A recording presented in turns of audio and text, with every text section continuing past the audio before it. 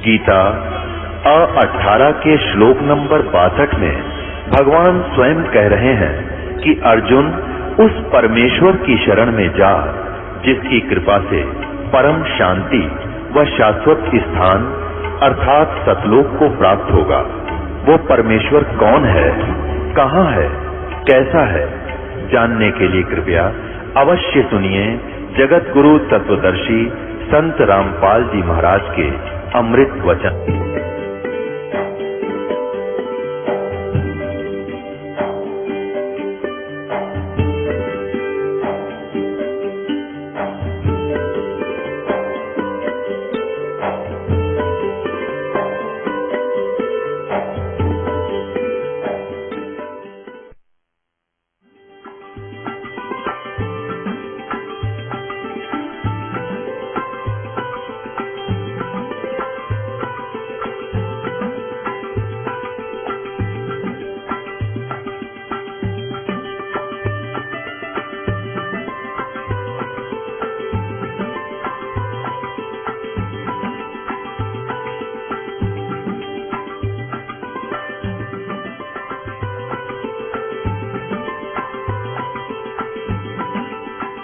कहा करते निरंजन धन तेरा दरबार, निरंजन धन तेरा दरबार, जहाँ पर तनिक न न्याय विचार, वैसा ओढ़े मुल मुल खासा गल मोतियों के आर, वैसा ओढ़े मुल मुल खासा गल मोतियों के आर, पति भरता को मिले न खादी वो सूखा नरस आहार, निरंजन धन तेरा दरबार, निरंजन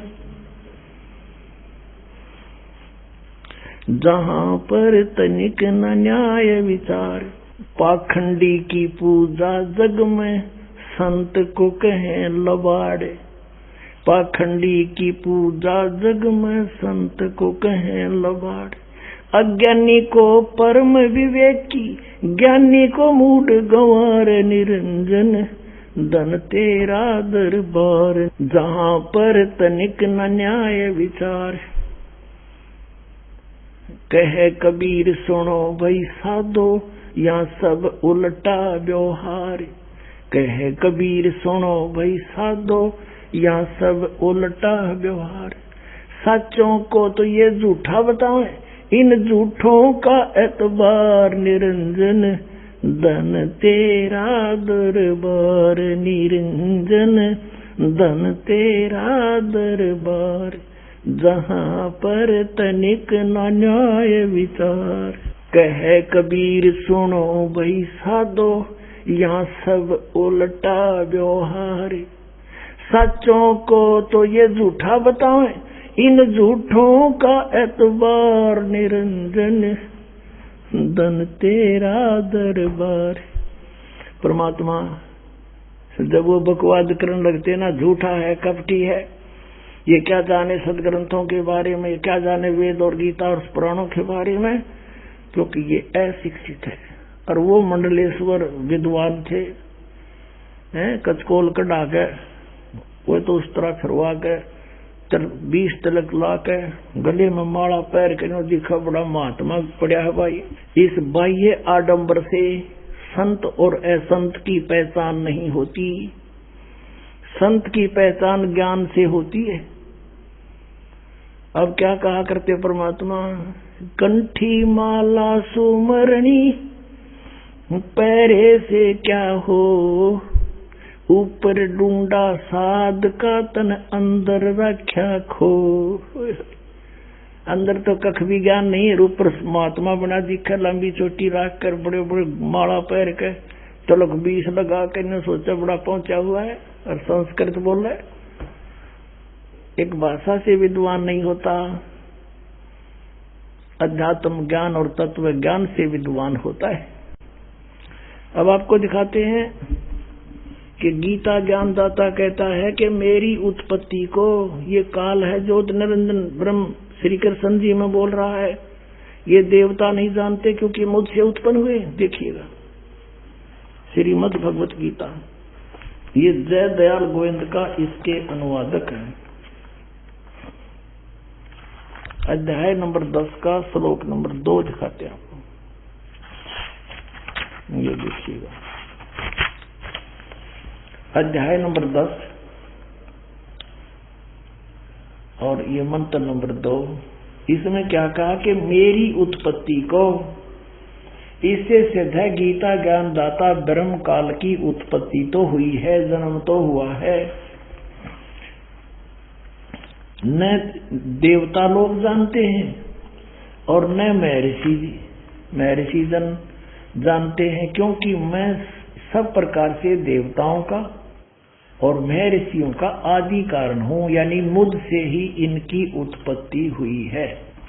अपने आत्माओं परमात्मा ने 600 वर्ष पहले कहा था, गुण तीनों की भक्ति में ये भूल पड़ो संसारे, कहे कबीर निज नाम बिना कैसे उतरो पारे। तीन देव की जो करते भक्ति, उनकी कदे ना होवे मुक्ति। उस समय तो परमात्मा का इतना जबरदस्त विरोध करवा दिया था इन अज्ञानियों ने कि मारो मारो, यो ब्रह्मा विष्णु महेश को पूजा के योग नहीं बता रहा है। अपने आत्माओं आज हमारे सदग्रंथ वही गवाही दे रहे हैं। पवित्र श्रीमद् भगवत गीता अध्याय नंबर 7 के श्लोक 12 से लेकर 15 में, 20 से लेकर 23 में, इन श्लोकों में कति कंसेप्ट क्लियर हो रहा है। आपको दिखाते हैं। आपको सबसे पहले तो ये कंसेप्ट क्लियर करते हैं कि 3 गुण क्या है। पुणात्माओं ये अमर कथा है, ये तो हमने कदे सपने में भी सुनने ना मिला, जो दाता दया ना करते युग हमारे पास आन देता ही समर्थ ज्ञान को। ने जय गणेश देवा, माता थारी पार्वती, पिता माँ देवा, ये रटवाए जानते हमारे पे। और किता इधर उधर को तीर्थ वर्ता पर घुमाते रहते, जबकि श्रीमद् भगवत गीता में कितना तीर्थ दान का प्रावधान नहीं है। तो हम शास्त्र विदिता का मनमान आचरण करते हैं तो हमें हानि होगी। गीता जी अध्याय नंबर 16 के श्लोक नंबर 23 में स्पष्ट किया है। तो पहले हम करते हैं कि तीनों गुण क्या है। ये देखिएगा मार्कंडेय पुराण, ये मार्कंडेय पुराण और गीता प्रेस गोरखपुर से प्रकाशित है। ये मार्कंडेय पुराण ये कहां से छपी है ये देखिएगा। प्रकाशक एवं मुद्रक है गीता प्रेस गोरखपुर, गोविंद भवन कार्यालय कोलकाता का संस्था। ये इनके फैक्ट्स और फॉर्मूला। इसके 123 पृष्ठ पर हम आते हैं। तो ये देखिएगा 122 पृष्ठ पे मार्कंडेय, संक्षिप्त मार्कंडेय पुराण, और यहाँ है मार्कंडेय जी बोले मुने। ये मार्कंडेय जी का प्रकरण चल रहा है, ये समझ लो। अब हम 123 पृष्ठ पे के सामने आ जाते हैं, घनी दूर नहीं जाते, यहाँ जाओ 123 पृष्ठ पे। इस तरह स्वयंभू परमात्मा की 3 अवस्थाएं होती हैं। रजगुण प्रधान ब्रह्मा, तमगुण प्रधान रुद्र, सतगुण प्रधान विश्वपालक विष्णु है। ये ही 3 देवता हैं और ये ही 3 गुण हैं। अब कोई कच्ची बात नहीं रही, कति स्पष्ट हो गया कि रजगुण ब्रह्मा, सतगुण विष्णु, तमगुण शिव जी, यही 3 गुण कहलाते हैं और यही 3 देवता हैं। फिर भी हम और कंसेप्ट कति क्लियर कराएंगे। ये देखिएगा, ये है मुंबई से प्रकाशित एक देवी भागवत, यानी श्री देवी मद देवी भागवत देवी पुराण। वो गीता प्रेस गोरखपुर से प्रकाशित थी। ये खेमरा श्री कृष्ण दास प्रकाशन मुंबई से। अथ देवी भागवतम यानी शक्ति पुराण भाषा सभाष्टिकम सहमाचम, खेमरा श्री कृष्ण दास प्रकाशन बम्बई 4। अब यहाँ हम इसके आते हैं तीसरे सकंद में। ये है अथ श्रीमद देवी भागवते भाषा टीका युक्ते तृतीय सकंद प्रारंभते। अब हम इसके 11 पृष्ठ पर आपको पढ़कर दिखाएंगे। और अध्याय नंबर 5 तृतीय सकंद का 5वां अध्याय। और यहाँ देखिएगा 8वां श्लोक है। भगवान शंकर कह रहे हैं अपनी माता दुर्गा को, हे माता, यदि हमारे ऊपर सदा आप दया युक्त हो तो हमको तमोगुण में किस प्रकार प्रदान किया है? ब्रह्मा रजोगुण और हरि सतगुण, यानी विष्णु को सतगुण युक्त किए हैं। किस लिए किए हैं, युक्त क्यों किए हैं? फिर देखो, अब ये तो हमने हिंदी पढ़ा, अब संस्कृत देखो।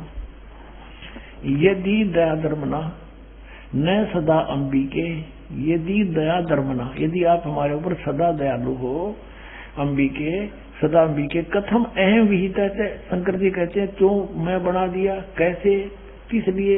तमोगुण है और कमल जय, कमल से उत्पन्न होने वाले ब्रह्मा जी को रुद्र गुण संभव, और सुविता की मोह सतो गुण हरि, और विष्णु जी को सतो गुण क्यों बना दिया? इति सिद्धम के रजगुण ब्रह्मा है, सतगुण विष्णु, तमगुण शिव जी। अपनात्मा परमात्मा ने एक अमृतवाणी कही थी, गुण तीनों की भक्ति में ये भूल पड़ो संसारे, कह कबीर निज नाम बिना ये कैसे उतरे पारे। तीन देव की जो करते भक्ति, उनकी कदे ना हो मुक्ति। इस बात का झगड़ा रहा करता मालिक साची कहा करते, हमारे वो झूठे गुरु भगवान का विरोध किया करते और कराया करते, जिसका खामियाना आज तक हम भोगते रहे। हमारे पूर्वज भूत बढ़ गए। गीता जी में 9वें अध्याय के 25वें श्लोक में कहा, जो भूत पूजेंगे वो भूत बनेंगे। भूत पूजा कौन सी? श्राद्ध निकालना, तेरहवीं करना, वर्षोद्धि करना, क्षमाई करना, फिर वहां गंगा में गति करवा करना, पिंड भरवाना, ये सारी भूत पूजाएं थी।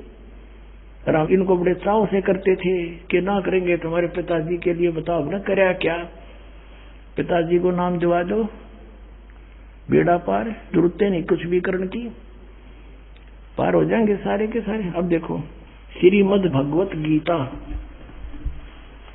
और इसके जय दयाल गोविंद का अनुवादक है। गीता प्रेस गोरखपुर से ये प्रकाशित है। अंडरस्टूड, ये आपके समक्ष 7वें अध्याय को पढ़ेंगे। इस 7वें अध्याय में शुरू में ही इस काल भगवान ने कति साफ कह दिया। ये 7वां अध्याय प्रारंभ, हे प्रथम मंत्र में कहा है कि हे पार्थ, अनन्य प्रेम से मुझ में आसक्त चित्त तथा अनन्य भाव से मेरे प्राण होकर योग में लगा हुआ, भक्ति में लगा हुआ, जिस प्रकार से संपूर्ण विभूति बल युक्त, यानी समग्र पूर्ण रूप से इसका अर्थ है सबके आत्म रूप मुझको संशय रहित जानेगा, उसको सुने। कि ईब मैं ऐसा ज्ञान बताऊंगा जो तू मुझे अच्छी तरह समझ जाएगा मैं कौन हूं। और फिर दूसरे मंत्र में कहा है 7वें अध्याय के दूसरे श्लोक में कि मैं तेरे लिए इस विज्ञान सहित तत्व ज्ञान को, इस ज्ञान को पूर्णतः कहूंगा, और जिसको जानकर संसार में फिर कुछ भी जानने योग्य शेष नहीं रह जाता। कमाल कर दिया कति। अब देखो, अब हम इसी के 12वें श्लोक से शुरू करेंगे, 7वें अध्याय के 12वें श्लोक से। अब यहाँ कहता है, ये गीता ज्ञानदाता और भी जो सतगुण से उत्पन्न होने वाले भाव हैं, सतगुण से सतीथि, रजगुण से उत्पत्ति, तमोगुण से संहार, तो सतगुण से होने वाले भाव हैं, और जो रजोगुण तथा तमोगुण से होने वाले भाव हैं, उन सब को तो मुझसे ही होने वाले हैं ऐसा जान, परंतु वास्तव में उनमें ये मैं और वे मुझ में नहीं है। अब इसने स्पष्ट किया है, जैसे आपने श्री शिव पुराण में पढ़ा 9वें अध्याय के लास्ट में 110 पृष्ठ पर, गीता प्रेस गोरखपुर से प्रकाशित में, कि इस प्रकार तीनों देवताओं में गुण है परंतु शिव गुणातीत माना गया। ये काल कह रहा है, गीता बोल रहा है वो, कि मैं उनमें नहीं हूं और ये तीनों देवताओं में गुण है। अब देखो 13वां में, गुणों के कार्य रूप सात्विक, राजस और तामस, इन 3 प्रकार के भावों से ये सारा संसार प्राणी समुदाय मोहित हो रहा है। इन तीनों गुणों से परे, यानी ब्रह्मा विष्णु महेश से अलग जो मैं हूं, काल, ब्रह्म मुझ अविनाशी को नहीं जानता। इन तीनों देवताओं तो ऊपर मुझे नहीं जानते, ये इन्हीं की पूजा करते रहते हैं। अब 14वें श्लोक में 7वें अध्याय के इसमें क्या कहा है, क्योंकि यह अलौकिक अर्थात अति अद्भुत त्रिगुणमयी मेरी माया, रजगुण ब्रह्मा, सतगुण विष्णु, तमगुण शिव जी के द्वारा फैलाया गया जाल बड़ी दुस्तर है। ये माया बड़ी खतरनाक है। और जो पुरुष मुझको निरंतर भजते हैं, ये ब्रह्म कहता है, जो मेरी भक्ति करते हैं वो माया का उल्लंघन कर जाते हैं। अगर माँ विष्णु महेश की पूजा नहीं करते, इनसे ऊपर उठ जाते हैं। और 15वें में कंसेप्ट क्लियर कर दिया। माया के द्वारा जिनका ज्ञान हरा जा चुका है, त्रिगुणमयी माया, रजगुण ब्रह्मा, सतगुण विष्णु, तमगुण शिव जी के द्वारा उनकी भक्ति से ऊपर जो कुछ सुनने को तैयार नहीं, कुछ करने को तैयार नहीं, उनका उन्हीं से मिलने वाले लाभ पर आश्रित हो चुके हैं, उनका ज्ञान हरा जा चुका है। असुर स्वभाव को धारण किए हुए मनुष्यों में नीच और दूषित कर्म करने वाले मूढ़ लोग, मूर्ख मुझको नहीं भजते। अपने आत्माओं ये स्पष्ट कर दिया कि अन्य देवता रजगुण ब्रह्मा, सतगुण विष्णु, तमगुण शिव जी की जो भक्ति करते हैं वो राक्षस स्वभाव को धारण किए हुए मनुष्यों में नीच दूषित कर्म करने वाले मूर्ख। गीता ज्ञानदाता कहता है वो मेरी भक्ति भी ना करते, इन्हीं तक सीमित है। और देखो आगे इसमें 16 से लेकर 19 तक फिर इसने अपने विषय बताया कि मेरी भक्ति 4 प्रकार के करते हैं। फिर 20 से फिर शुरू करता है इन्हीं देवताओं के बारे में। देखिएगा, ये वही गीता प्रेस गोरखपुर से प्रकाशित है 7वां अध्याय। अब हमने 15 तक पढ़ लिए, अब 20 में आ गया। उन भोगों की कामना द्वारा जिनका ज्ञान हरा जा चुका है, जो 15वें श्लोक में गया 7वें अध्याय में, अपने स्वभाव से प्रेरित होकर उस नियम का धारण करके वो अन्य देवताओं को भजते अर्थात पूजते हैं। ब्रह्मा विष्णु महेश ये तीनों गुण अन्य देवताओं में आते हैं। अब यहां देखो 21वें का 7वें अध्याय का 21वां श्लोक, जो सकाम भक्त जिस देवता के स्वरूप को श्रद्धा से पूजना चाहता है, उस भगत की श्रद्धा को मैं उसी देवता के प्रति सचेत करता हूँ। जैसे को विष्णु जी को पूछता है कि स्वयं आ जा विष्णु रूप धारण कर, उसने तो तथास्तु कर जाए का दिशी दे जाओ खिलौने खेलने जा। फिर अब 22 में देखो, वह साधक वह पुरुष श्रद्धा से युक्त होकर उस देवता को पूजन करता है और उस देवता से मेरे द्वारा ही विधान किए हुए उन इच्छित भोगों को निस्संदेह प्राप्त करता है। कहता है उन जो अन्य देवता है ब्रह्मा विष्णु महेश, इनको मैंने एक विभाग दे रखा है, वो शक्ति मेरी तय काम कर रहे हैं। इसका अर्थ ये है, अब 23 में 7वें अध्याय के 23 में स्पष्ट कर दिया है। परंतु अब 7वें अध्याय का 23 में स्पष्ट कर दिया है, परंतु उन अल्प बुद्धि वालों का, अल्प बुद्धि माने मूर्खों मंद बुद्धि वालों का वह फल नाशवान है। देवताओं को पूजने वाले देवताओं को प्राप्त होते हैं और मेरे भक्त मुझको ही प्राप्त होते हैं। इन्होंने ये डंगा डाल दिया, चाहे जैसे ही भजे चाहे कोई बात। गीता जी कहता है कि एक जरा तो एक वो मंत्र उसके अतिरिक्त कुछ भी नथिंग एल्स, ये इन्होंने आप डाल दिया, चाहे जैसे भी भजे हरे राम हरे कृष्ण करें। इनका उद्देश्य ये है यहाँ डंगा डालने का, मेरे भक्त मुझको ही प्राप्त होते हैं, इतना सा बात है। अपने आत्मा रजगुण ब्रह्मा सतगुण विष्णु तमगुण शिव जी ये अन्य देवताओं में आते हैं और शास्त्र विधि को त्याग कर जो मनमाना आचरण करते हैं उनको कोई लाभ नहीं होता। 16वें अध्याय के 23वें श्लोक में कहा।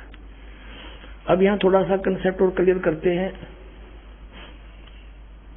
अब जैसे 16वें अध्याय के 23वें श्लोक में ये कहा कि शास्त्र विधि को त्याग कर जो मनमाना आचरण करते हैं उनको कुछ भी लाभ नहीं होता, ना उनकी गति हो, ना उनको कोई सुख हो और ना उनकी कोई सिद्धि प्राप्त हो। यूजलेस, फिर क्या फायदा उस भक्ति का।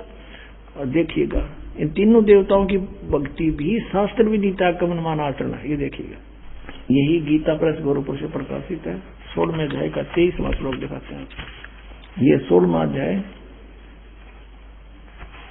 और इसका 23वां श्लोक यहाँ पर है। जो शास्त्र विधि को त्याग कर अपनी इच्छा से मनमाना आचरण करते हैं वह न सिद्धि को प्राप्त होता है, न परम गति को, और न सुख को ही। यूजलेस। अब यहाँ 24वें श्लोक में 16वें अध्याय में कहा है, इससे तेरे लिए कर्तव्य और अकर्तव्य की व्यवस्था में शास्त्र ही प्रमाण है। यानी जो सदग्रंथों में विधि लिखी वही करना, और किसी की दंत कथा से हरे राम कृष्ण कृष्ण राधे राधे ये नहीं करना। ऐसा जानकर शास्त्र विधि से नियत कर्म करने योग्य हैं, और यानी शास्त्र के अंदर जो वर्णन है वही करना। अब देखो अब पुण्यात्माओं 17वें अध्याय में अर्जुन ने पूछा कि भगवान जो शास्त्र विधि त्याग कर जो मनमाना आचरण करते हैं वो कैसे स्वभाव के होते हैं। देखिएगा अब शपथ 10वां अध्याय, अब 16वें अध्याय के 23-24 अंतिम मंत्र हैं। उनमें बता के शास्त्र विधि त्याग कर मनमाना जो आचरण करते हैं उनको कुछ भी लाभ नहीं हो। तो अर्जुन ने पूछा, क्योंकि अर्जुन उसको कृष्ण मान रहा है, श्री कृष्ण में बोल रहा था वो ब्रह्म, हे कृष्ण जो मनुष्य शास्त्र विधि को त्याग करे और श्रद्धा से युक्त देव आदि का पूजन करते हैं। अब जो के जो शास्त्रीय विधि त्याग कभी कुछ जिसकी जो पूजा करते हैं उनकी स्थिति कौन सी है, सात्विक है अथवा राजसी या तामसी। अब यहाँ उत्तर देता है गीता ज्ञानदाता दूसरे श्लोक में 17वें अध्याय के में, मनुष्यों की वह शास्त्रीय संस्कारों से रहित केवल स्वभाव से उत्पन्न श्रद्धा, शास्त्रों से हटकर मनमानी जो श्रद्धा है वह सात्विक, राजसी और तामसी ये 3 प्रकार की होती है। उसको मुझसे सुन। अब ये दास आपको इसमें तो आपका समझ में आवा नहीं, क्योंकि ये तो पढ़ते आपने 5500 वर्ष हो गए, ये समझ में आओ तो फिर बात तय की थी। अब दास बताओगा इसमें क्या है कि शास्त्र विधि त्याग का मनमाना आचरण तो कंडम बता दिया, यूजलेस। फिर भी पूछा कि वो करे हैं, वो होश है किसी स्वभाव के जो देवताओं की पूजा करते हैं ना, शास्त्र विधि त्याग कर डोहा तो वो डरे हैं, लेकिन वो अच्छी आत्मा होती है जो देवताओं तक सीमित है और बकवाद नहीं करते। वो अन्य देवताओं की पूजा करते हैं, कोई विष्णु की, कोई शिव की, है इनकी ब्रह्मागते करते नहीं, या कोई और देवी देवी की, जैसे कोई तो कांगड़ा वाले की तो फलाने वाली की, कहते है तो यूजलेस, पर इनका स्वभाव है अच्छी आत्मा तो देवताओं की पूजा करते हैं, और जो दूसरे हैं वो जंतर मंत्र करने वाले, ये भूत प्रेत की झाड़े ढूढ़े लानी है, ये तामसी वृत्ति के लोग होते हैं। ये बकवादी भैरव भूत ने पूजे है, दारू पीओ और मांस खाओ, को वो भैरव बोलू हूँ, जो बोतल चढ़ा दो, पीओ बोतल खाओ, मांस निकम्मे हो बर्बाद करे। कहने का भाव ये है कि हैं तो ये शास्त्र विधि त्याग का मनमाना आचरण यूजलेस, पर इनका स्वभाव अलग अलग होता है, क्योंकि इनको ज्ञान नहीं होता, तत्वदर्शी संत नहीं मिलता, तब तक ये रास्ता बदल नहीं सकते। फिर बताया कि जो देवताओं की पूजा करते हैं शास्त्र विधि त्याग के है तो यूजलेस, लेकिन वो सात्विक व्यक्ति के होते, अच्छी आत्मा होती है, और जब उनको जो है ज्ञान हो जाएगा तब वो अपना रास्ता चेंज कर सकते हैं, और जो तामसी व्यक्ति के हैं वो नहीं जल्दी से समझते। अब यहाँ गीता जी अध्याय नंबर 7 के श्लोक नंबर 12 से 15 में क्या कहा है, तीनों गुणों के पुजारी, अन्य देवता में आते तीनों गुण, रजगुण ब्रह्मा, सतगुण विष्णु, तम गुण शिव जी। राक्षस स्वभाव को धारण किए मनुष्यों में नीच दूषित कर्म करने वाले गीता ज्ञानदाता कहता मुझे भी ना बजते ये। और फिर कहता मेरी भक्ति 4 प्रकार के करते हैं, आरत, अर्थार्थी, जिज्ञासु और ज्ञानी। परमेश्वर कबीर जी ने कहा था, गुण तीनों की भक्ति में ये भूल पड़ो संसारे, कहे कबीर निज नाम बिना कैसे उतरो पार। निज नाम ये सतनाम है 2 अक्षर का, और सार नाम वो अलग है, आदि नाम जिसे कहते हैं, तीन देव की जो करते भक्ति उनकी कदे ना हो मुक्ति। और वही हमारी गीता जी कह रही है कि शास्त्र विधि को त्याग कर जो मनमान आचरण करते हैं यूजलेस, ना उनकी परम गति हो, ना उनको सिद्धि प्राप्ति हो, ना कोई सुख हो, फिर किस लिए डलेट हो रहे हो। अब इनको राक्षस स्वभाव को धारण किया हुआ मनुष्यों में नीच कैसे कहा, मूर्ख है। जैसे तमगुण शिव की भक्ति की थी रावण ने, कैसा जुल्म किया, एक पराई स्त्री को उठा लिया और फिर कैसा जुल्म करना चाहा, शराब पीवे मांस खावे राक्षस कहलाया। और फिर एक भस्मागिरी नाम का तपस्वी था, श्री शिव का पुजारी, तमोगुण शंकर का पुजारी, उसी के द्वार के सामने, गेट के सामने ऊपर न सिर नीचे न पैर करके सिरासन पर 12 वर्ष तक खड़ा रहा। और भगवान एक दिन पार्वती ने कहा कि हे भगवान, आप तो महेश्वर हो, आप क्या नहीं कर सकते, आपका बच्चा क्या मांगता है, इसको दे दो वरदान जो मांगता है। इस बात से भगवान शिव ने कहा कि बोल भाई क्या मांगता है बता दे। उसने भस्मागिरी ने कहा कि ऐसे नहीं भगवान, वचनबद्ध हो जाओ। भगवान शिव ने सोचा कि मांगेगा, एक सिद्धि मांग लेगा, दे दूंगा। कहा ठीक है तथास्तु, वचनबद्ध हो गया, खड़ा हो गया तुरंत और कहने लगा आप अपना ये भस्म कड़ा दे दो। भगवान शिव ने एक भस्म कड़ा हाथ में पहन रखा था और उसमें ऐसी शक्ति थी कि किसी के सिर पे रख के यूं कर दे, सिर की तरफ के वो भस्म कर देता था, उसको मार डालता था, जला देता था।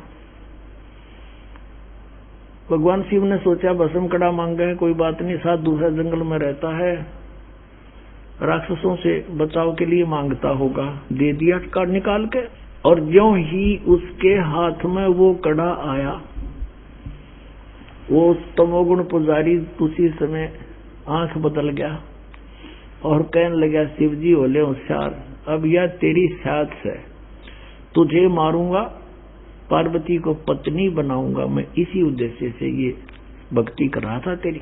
देखो हम शिव जी ने अंतर्यामी कहा करते, अजरो अमर अविनाशी कहा करते थे, और इस डर से भगवान शिव भाग लिए। आगे आगे भगवान, पाछे पाछे पुजारी, जा खखाट उठा। यदि ये अविनाशी होते तो हमारी बुद्धि वहां भी काम नहीं करी कदे भाई, कि भगवान बाजे क्यों, तो ये कह दिया करते हमने मूर्ख पुराण खाते तो लीला करे थे, यह टट्टू लीला थी, सांस चढ़ रहे। वाह भाई वाह। अब इनकी रक्षा भी परमात्मा ही करते हैं। वहां आगे पार्वती रूप बना के परमेश्वर कहते हैं, करे करावे साइया मन में लहर उठा, दादू सिर दर्जीब के वो आप बगल हो जा। तो वहां आके उस भस्मागिरी पाछे पाछे भाग्या जाता, वहां खड़े हो गए पार्वती रूप में और कहा आ जाओ पुजारी जी, कहाँ जा रहे हो। उसने देखा, कहा पार्वती आली, वो खड़ा हो गया और कहा पार्वती रूप में भगवान ने कि अब वो तेरे निकट थोड़ा ही आ सकता है, आपके पास तो कड़ा है ना। कहा बिल्कुल ठीक है, आओ यहाँ कुछ देर बातें करेंगे। और फिर पार्वती रूप में प्रभु ने कहा कि मुझे डांस करके दिखा दे ताकि मैं प्रसन्न हो तेरे पे। वो कहने लगा मैं तो तपस्वी आदमी, कदे डांस करा नहीं, कैसे करूं, अक मैं बताती हूँ, इस हाथ को ऐसे करो, इस टांग को ऐसे करो, इसको ऐसे करो, इसको और ऊपर करो। जिस हाथ में कड़ा था सिर पर करवा लिया उससे कर, फिर कह दिया भस्म, और भस्मागिरी मर गया। अब वो कड़ा लेकर विष्णु रूप धारण करके परमात्मा वहां पहुंचे शिव जी के सामने, जहां वो भागे जा रहे थे। और भगवान विष्णु जी को देखकर कहने लगा, भागा विष्णु भागा। अब क्या हो गया कि भस्म कड़ा ले लिया भस्मागिरी ने मेरे साथ धोखा करके, वो मारेगा। तो भगवान ने कहा कि ये ले कड़ा तेरा, ये मेरे पास है। अब नहीं नहीं वही है, कहा वही है ये ना दच्ची, एक सचमुच मैंने ऐसे ऐसे पार्वती रूप बना करके वहां पहुंचा, उसको सारी समझाई। जब उसका जल डटा, उसकी राख देख ली, भगवान शिव ने जब उसकी भस्मागिरी की राख देख ली ना जड़े हुए की, जब तसल्ली हुई अपने आत्मा। उसके बाद वो भस्मा गिरी, भस्मासुर कहलाया, भस्मा राक्षस। अब तमोगुण के उपासक राक्षस कहलाए। होए दूषित कर्म करने वाले भगवान रूप में पूजे और उसकी पत्नी पर नीच लगा रहा दुष्ट इंसान। इससे गंदा इंसान कौन होगा पृथ्वी पे? राक्षस स्वभाव को धारण किए मनुष्यों में नीच दूषित कर्म करने वाले मूर्ख, कुछ भी ना सोची दुष्ट ने। और फिर कहते हैं रजोगुण का उपासक था ब्रह्मा जी का कौन? हिरण्यकशिपु। भगत बनकर श्रद्धा से खूब तपस्या करी, वर मांग लिए, सुबह मरू ना, शाम मरू, रात मरू ना, जन मरू, फलान मरू ना, धकड़ मरू। कह दिया तथास्तु। फिर उसने सोची हल्दी की गांठ मिल गई, तू पंसारी हो गया, भगवान बन गया। सब ने नू कहा मेरा नाम लो, विष्णु का नाम मत ले लियो, अपना नाम जपावर हिरण्यकशिपु करो। अरे मूर्ख। अब भगवान ने उसके घर में भेज दिया खम्ब प्रहलाद, और वो नो का नहीं पिताजी हिरण्यकशिपु भी कोई मंत्र होता है, भगवान के नाम से लाभ होगा। पिता पुत्र का झगड़ा हो गया इससे बात पे। और ऐसे जुल्म किए उस पुण्यात्मा के साथ, उस राक्षस स्वभाव को धारण किए हुए मनुष्यों में नीच दूषित कर्म करने वाले मूर्ख हिरण्यकशिपु ने, ब्रह्मा रजगुण के उपासक ने। अब यहाँ कहते हैं, अब क्या बताते हैं, सूक्ष्म वेद में कहा परमात्मा ने कि हिरण्यकुश छाती तोड़वाई और ब्राह्मण बाणा और कर्म कसाई। वो तो ब्राह्मण भगत को आवे, भगत का तो बाणा उसका है, और कर्म इसे कसाई कैसे अपने मासूम बच्चे को मारने के लिए ना जाने कितने ओछे हथकंडे अपनाए। हिरण्यकशिपु छाती तोड़वाई और ब्राह्मण बाणा कर्म कसाई, रजोगुण का उपासक था, राक्षस कहलाया हिरण्यकशिपु। अब एक बार हरिद्वार के अंदर हर की पैड़ी पे कुंभ के मेले का सूत सज गया। वहां पर एक पर भी लगगी। इनके अपने अपने हिसाब से बनाई हुई मनमाना आचरण है, ये शास्त्र विधि को त्याग के। और उसमें क्या करते हैं, जब जहां किसी पर कुंभ के मेले की पर भी लगती है, ये सभी स्नान करने जाते हैं और ये मानते हैं ये खुद कि वहां नहाने से बेड़ा पार हो जाएगा। उनका बेड़ा पार तो यानी बेड़ा गर्क जरूर हो गया। अब सुनाता हूं। अब ये वहां कुंभ के मेले पर स्नान करने जब जाते हैं तो अपने अपने ग्रुप में इकट्ठे हो जाते हैं। गिरी अलग, पुरी अलग, सन्यासी न्यारे, नागा अलग, नाथ न्यारे, कनपाड़े न्यारे, बिना कनपाड़े अलग से। और वैष्णव के उपासक वो वैष्णव न्यारे, विष्णु के उपासक, तमोगुण सतोगुण के उपासक। तो वहां सब अपने अपने ग्रुप में इकट्ठे हो जाते हैं। जब स्नान का समय आता है सभी प्रस्थान कर देते हैं अपने मुखिया के पीछे पीछे।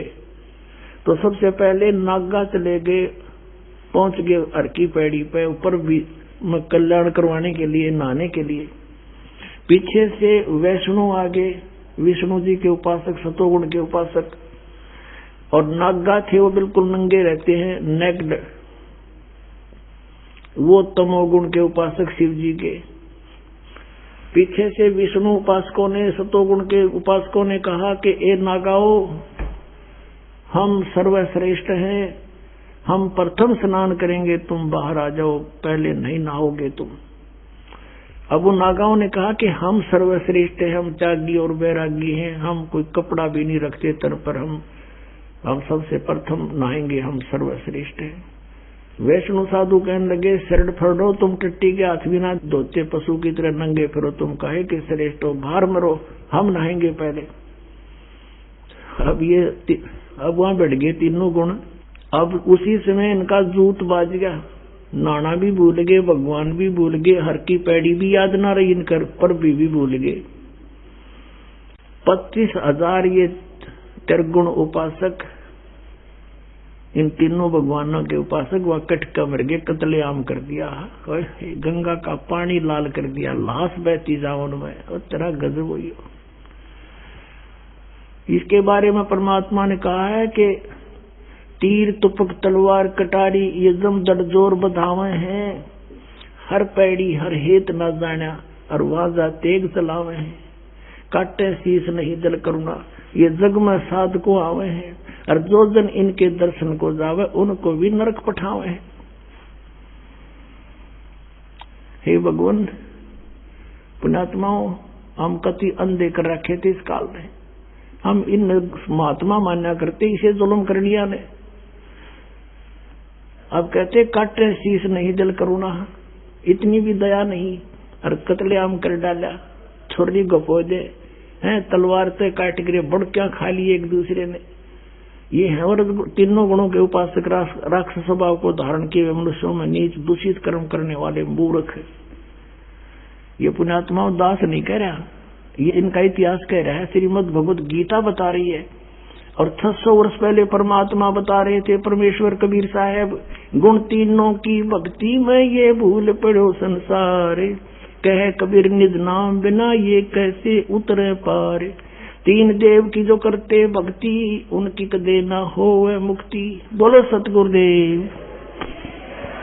भजन करो उस रब का जो दाता है कुल सब का, भजन करो उस रब का जो दाता है कुल सब का। वो कौन है? वो कबीर देव है। बोलो सतगुरुदेव।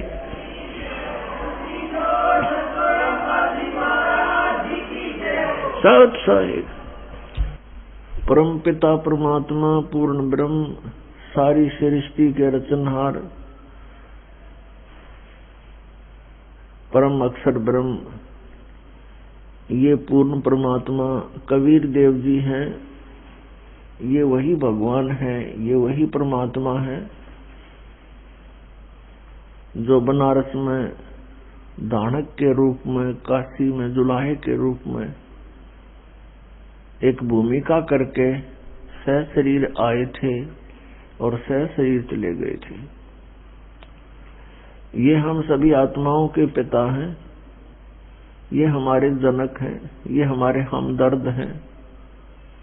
पुण्यात्माओं, आप बहुत गलत जगह रह रहे हो, बहुत भयंकर स्थान है ये उस सतलोक को देखते हुए ऐसा है जैसे काला पानी होया करे, क्योंकि आप जी को उस सतलोक देखा नहीं है, आप जी को उसका ज्ञान नहीं है, इसलिए हम इसी नरक को सुख मान रहे हैं। 21 ब्रह्मांड ये घोर नरक है। विषय वासनाओं में जीव दिन रात बेचैन रहता है। यहां से अब छूटने का सु अवसर, गोल्डन चांस आ गया।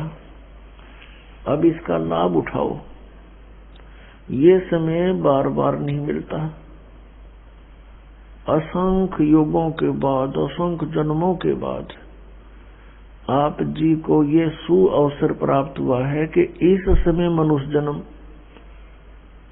और ये भक्ति का, ये मोक्ष का युग आ गया, मोक्ष काल आ गया। अब इसमें जो भी मर्यादा में रहता हुआ सत भक्ति ये करता रहेगा आजीवन, उस प्राणी के मोक्ष को कोई संदेह नहीं है। ये सत्कर मान लेना। हमें भक्ति के मार्ग का ज्ञान नहीं था, जिस कारण से ये साधक मनमाना आचरण करते रहे।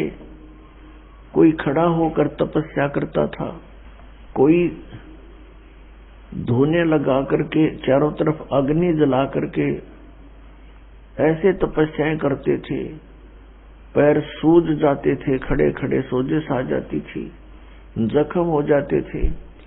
या कोई हठ योग किया करता था, घर त्याग कर चला जाता था। तो आम व्यक्ति ये सोचा करता भी भक्ति ऐसे होती है और हमारे बस से बाहर है, हम नहीं कर सकते। फिर भी हम, क्योंकि आत्मा को मालूम है, कुछ आभास है इसको कि परमात्मा की भक्ति बिना जीव सुखी हो नहीं सकता, तो हमें फिर जो ज्ञान सोचा हम भी भक्ति कुछ तो करें, तो हमारे को ये नालायक संत मिल गए, गुरु मिल गए, अज्ञानी, जिन्होंने हमें ये पत्थर पानी पूजन पर लगा दिया।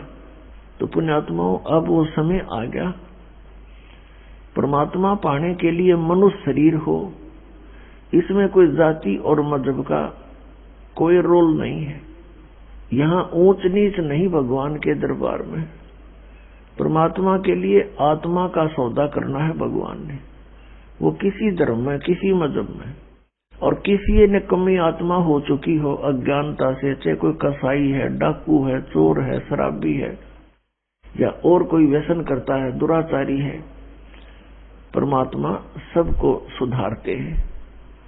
कितना मैला कपड़ा हो, धोबी का काम है उसको निर्मल करना। तो सत्संग एक ऐसा स्थान है, यहाँ पर किसी भी प्रकार का कोई भी प्राणी आ सकता है, और यहाँ आएगा क्योंकि ये तो एक धोबी घाट है, आत्मा को धोने का एक यही स्थान है। तो हमने किसी भी विकारी को, किसी प्रकार का कोई व्यसन करता है, दुराचारी है, या कोई चोर डाकू ठग है, उसके प्रति हमने हेट नहीं करनी। ये नहीं सोचना कि यहाँ ऐसा व्यक्ति क्यों आ रहा है, यहाँ नहीं आवेगा तो वो सुधरेगा कैसे, उसको अपने कर्मों का पता कैसे चलेगा कि तू ऐसे जुल्म कर रहा है, इसका क्या फल होगा। तो पुण्यात्माओं, परमात्मा के पाने के लिए मनुष्य शरीर हो और चाहे किसी प्रकार का भी है, चाहे अष्टावक्र जैसा शरीर है, 8 जगह से उसमें मोड़ आगे हो, पंगा, टेढ़ा, काना, अंधा, तो वो सभी परमात्मा पा सकते हैं, क्योंकि वो अंग भंग जितने हुए हैं वो उसके पिछले पूर्व जन्म के पापों से। चाहे कोढ़ी, रोगी, किसी प्रकार का उसको दुख है, परमात्मा की भक्ति कर सकता है और परमात्मा पा सकता है। और धीरे धीरे उसके जो कष्ट है, रोग है, कोढ़ है, किसी प्रकार का भी कोई और आपत्ति है, इस भगवान की भक्ति से वो भी ठीक हो जाते हैं। तो पुण्यात्माओं, हम परमात्मा पा सकते हैं। अब वो गोल्डन चांस है, इसको स्वर्ण युग बोलते हैं, गोल्डन युग, और वो आपको मिल गया। धन है आपकी किस्मत, धन्य है आपके माता पिता जिनसे आपका जन्म हुआ।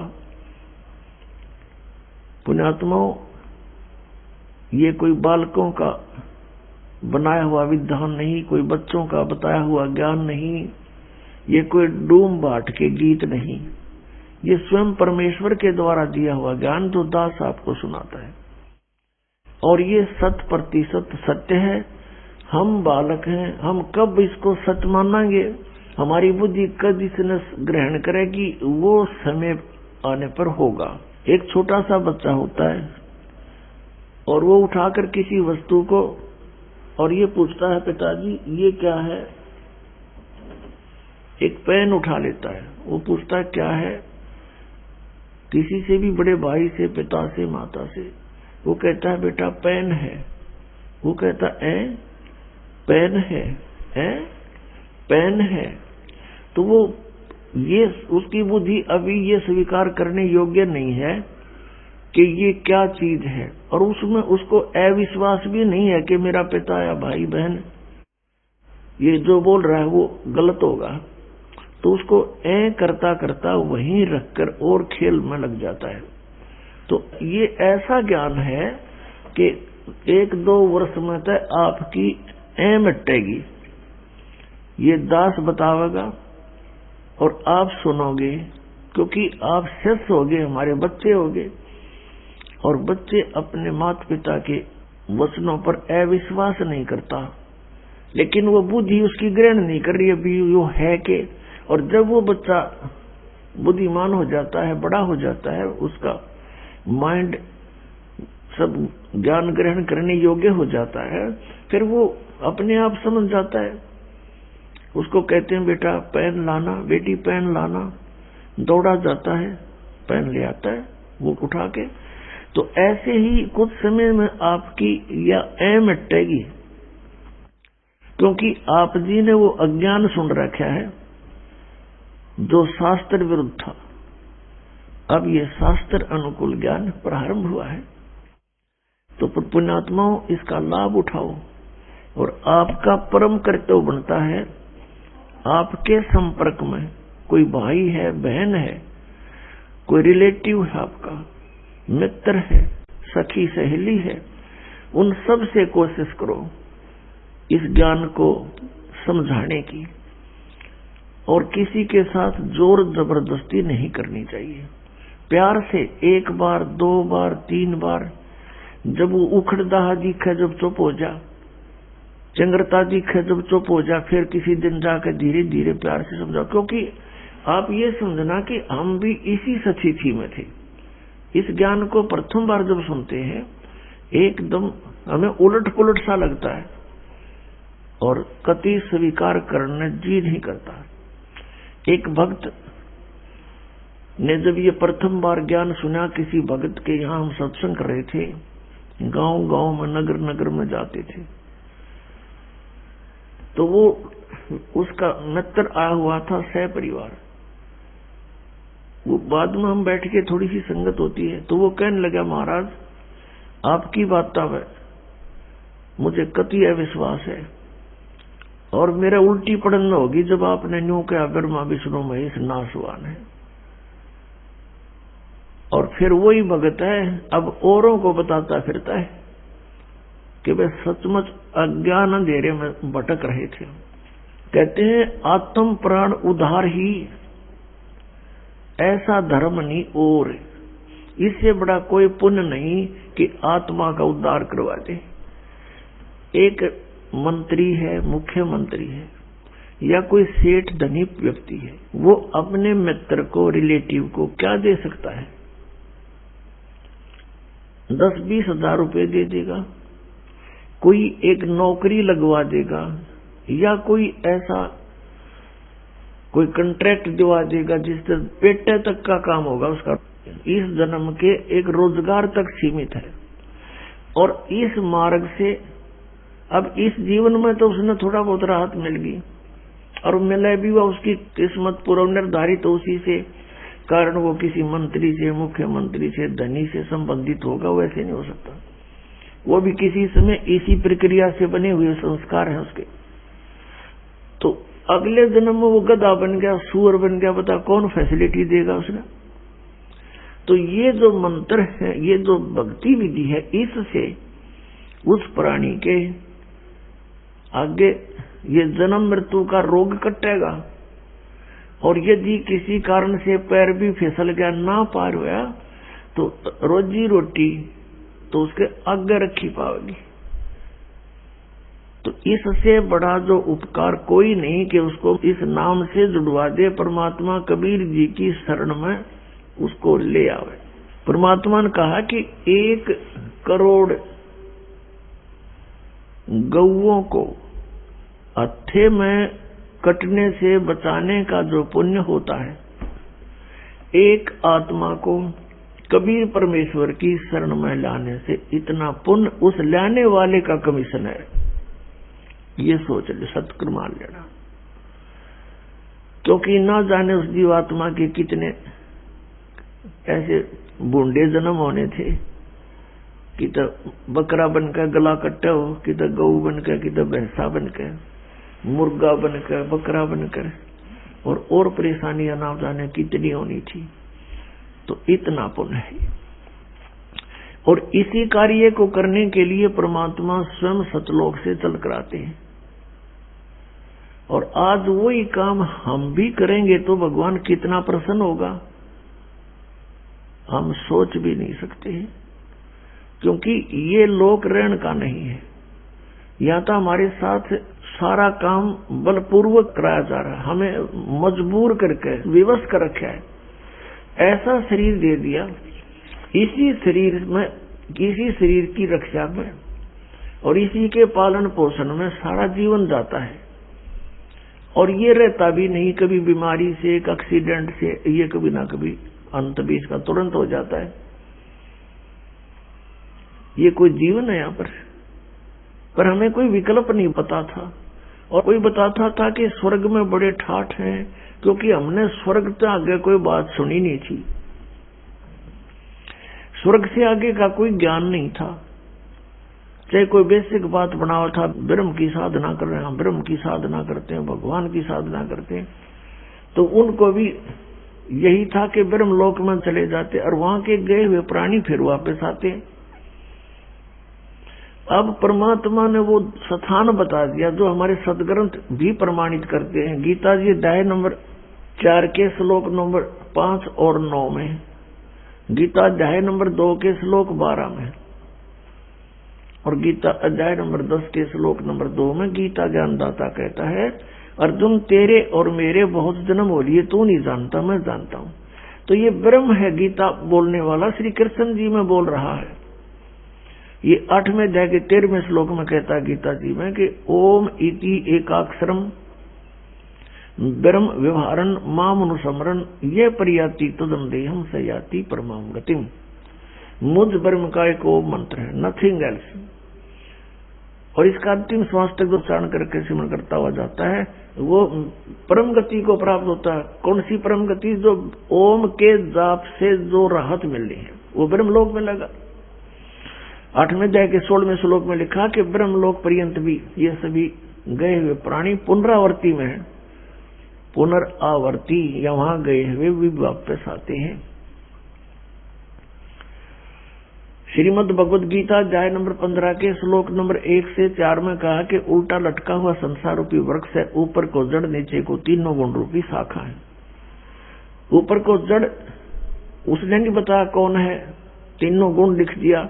उसके लिए ऑप्शन छोड़ रखा है चौथे अध्याय के 34वें श्लोक में, कि चौथे अध्याय के 32वें श्लोक में कहा है कि सच्चिदानंद घन ब्रह्म के मुख से बहुत ही विस्तार के साथ एक तत्व ज्ञान कहा गया है। उसमें सभी धार्मिक अनुष्ठानों की जानकारी डिटेल के साथ कही गई है, वो तत्व ज्ञान है। चौथे अध्याय के 34वें श्लोक में कहा कि अर्जुन उस तत्व ज्ञान को तत्वदर्शी संत बताते हैं, उनसे सुन, उनको दंडवत प्रणाम कर प्यार से नम्रता से पूछो। अब 15वें अध्याय के प्रथम मंत्र में उसकी पहचान बताई है कि जो उल्टे लटके हुए संसार रूपी वृक्ष को सभी विभागों से सब छंद उसके अलग अलग बता देगा, उसके विभाग बता देगा। स वेदवित, वो तत्वदर्शी संत है, वो वेद के तात्पर्य को जानने वाला है। उसके पश्चात 15वें अध्याय के 4थे श्लोक में कहा है कि उसके पश्चात परमेश्वर के उस परम पद की खोज करनी चाहिए जहां जाने के बाद साधक फिर कभी लौटकर संसार में नहीं आता।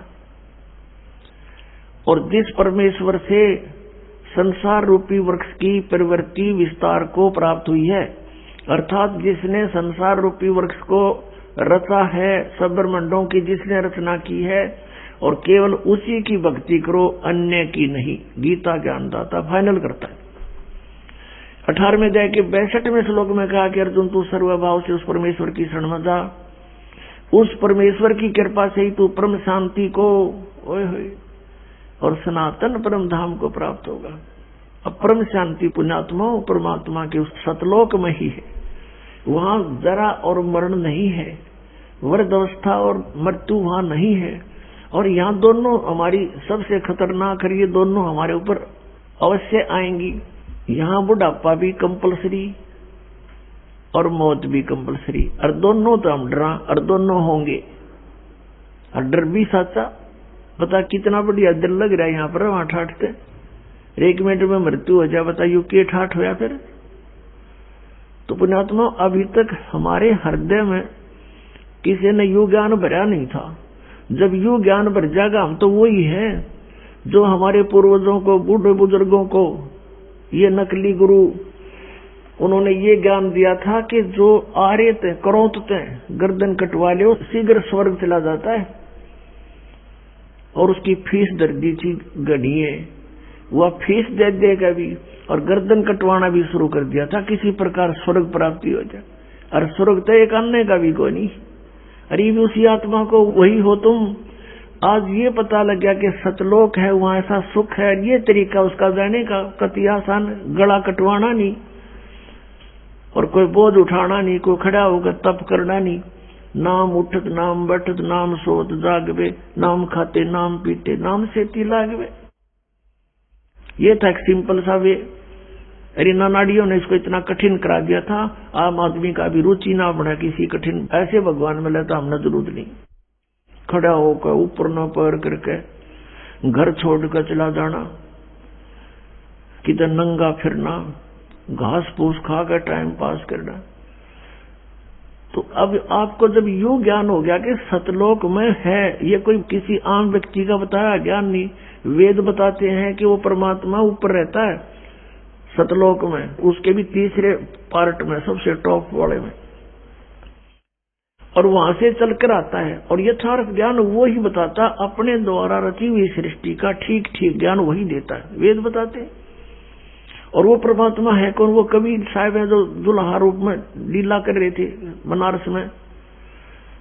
अब जो लीला परमात्मा ने प्रत्येक युग में की है, और पिछले युगों का हमने इतना ध्यान नहीं, अभी इस युग की, कलयुग की तो सारी उसके अभी तक यादगारें भी उपलब्ध हैं जहां परमात्मा ने लीला की है, और उनके इतिहास, उनकी जीवनी लीला हमारे पास है। उसमें यूं का यूं लिखा, और वही वेद बताते हैं जिन वेदों को हम सर्वश्रेष्ठ शास्त्र मानते थे, आज वो भी उसी परमात्मा का समर्थन करते हैं कि वो कबीर देव है और वो ऐसी लीला करता है, ऐसी लीला केवल वेदों में वर्णित लीला कबीर साहब ने की और किसी ने की नहीं। तो who is God? Kabir is God. हमने सबसे पहले ये पहचान होनी चाहिए कि परमात्मा कौन है और उसके पाने का वे कौन सा है, तरीका कौन सा है, बस फाइनल। फिर बात खत्म होगी, फिर तो मर्यादा में रहना है, बकवाद करनी नहीं। बकवाद भगवान को नहीं भाती। और अपनी भक्ति करें, प्यार से रहे सबके साथ, किसी से द्वेष राग नहीं करें। तो प्रसंग जो चल रहा था कि हमें अब ये किसी बालक का बताया हुआ ज्ञान नहीं, स्वयं परमात्मा का बताया हुआ ज्ञान है कि वहां सतलोक है। और फिर उन महापुरुषों को जिनको परमात्मा ने गवाह बना के छोड़ा, वो दिखा करके, प्रत्येक दृष्टा बना करके, साक्षी बना करके वापस छोड़ा। अब उन्होंने ये साक्ष्य दिया है, ये गवाही दी है कि सतलोक है, वहां सदा युवा रहते हैं और वहां पर सब कभी मृत्यु नहीं होती, किसी चीज का अभाव नहीं। हमारा शरीर वहां ऐसा है जिसमें कोई बीपी आई हो ना, लो हो ना, कोई रोग लगे। और पुण्यात्माओं, जब आदमी बिल्कुल रोग रहित होता है, उसकी इतनी प्रसन्न रहता है उसकी आत्मा, पूछो मत। और वहां तो परमात्मा के दर्शन हर समय होते हैं। अब एक स्वाभाविक बात है, आप किसी एसी रूम में बैठे हो, एयर कंडीशनड रूम में, तो वह अपने आप आपको बहुत अच्छा वातावरण महसूस हो रहा है, और उससे बाहर निकल कर आ जाओ आंगन में, जड़ जा टटरा 2 मिनट में, तो वो ये अंतर है। ऐसा ही ये तो समझो वो जलता हुआ स्थान है और सतलोक में एसी लगा हुआ स्थान समझो। तो अब हमें ये ज्ञान होगा कि हम वहां जाने से सदा के लिए सुखी होंगे। तो आपको इतना तो ज्ञान है कि मृत्यु तो होगी आपकी, इसने तो कोई ना भी करनी है, को नहीं कहां होगी। और फिर परमात्मा ने विधान बताया है कि जहां आशा तहां बासा हुई, लेकिन भक्ति अवश्य हो। केवल सुख की आस लगाए रहे, भक्ति बनी नहीं तो भी कोई उसका लाभ नहीं होगा। ये भक्ति करते रहो, ये मंत्र जाप करते रहो, कुछ भी नहीं घनी बात। एक माला प्रथम मंत्र की जी ला के कर ले, चाहे 4 बार में कर ले, इसमें स्पीड नहीं खेचे, प्यार से करे। जैसे प्रथम मंत्र आपको दिया है, उसका जो भी अक्षर बोले नो ध्यान रहे मैं के बोलू हूं, ये जाप होगा आपका। इसको सुरत और शब्द अभ्यास बोलते हैं। कहते हैं कि जो शब्द मैं बोल रहा हूं उस पर सुरत लगे, नो पता हो मैं के मंत्र जाप कर रहा हूं। चाहे एक बार में आपसे 10 मंत्र हो पहले वाले, तो 10 से करके बंद कर दो। ये मन न कह दे बकवाद कर ले तो घूम कित और सोच ले कितनी सोचेगा। जब ये फिर शर्मिंदा होगा इसने फिर ला ले। एक रूह स्पीड खींचोगे कि 108 तक करने हैं, फटाफट फटाफट कर दे, ये कोई मंत्र नहीं होता। परमात्मा कहते माला तो कर में फिरे और जीव फिरे मुख माही, और मंत्र तेरा कहीं और घूम रहा, ये तो सुमन नहीं।